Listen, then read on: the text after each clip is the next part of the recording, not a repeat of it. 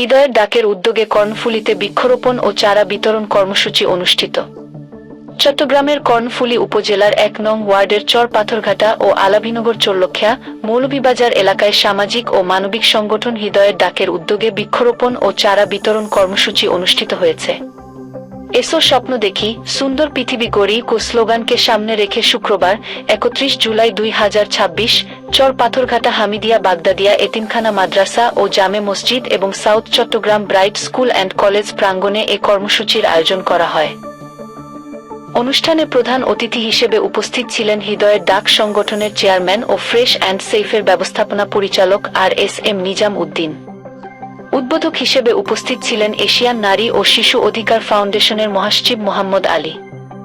বিশেষ অতিথি হিসেবে বক্তব্য দেন south Chattogram bright school and কলেজের প্রধান শিক্ষক মোহাম্মদ গোলাম মোস্তফা এবং হৃদয়ের ডাক সংগঠনের সদস্য সচিব মাহফুজুর রহমান। অনুষ্ঠানে সভাপতিত্ব করেন মোহাম্মদ আনিছুর রহমান এবং সঞ্চালনা করেন সৈয়দ মোহাম্মদ মুন্না।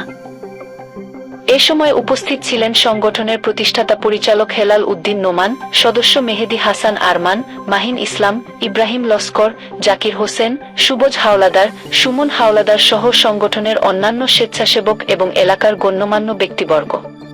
কর্মসূচিতে বিভিন্ন ফলজ, বনজ ও ঔষধি গাছের চারা রোপণ ও বিতরণ করা হয়।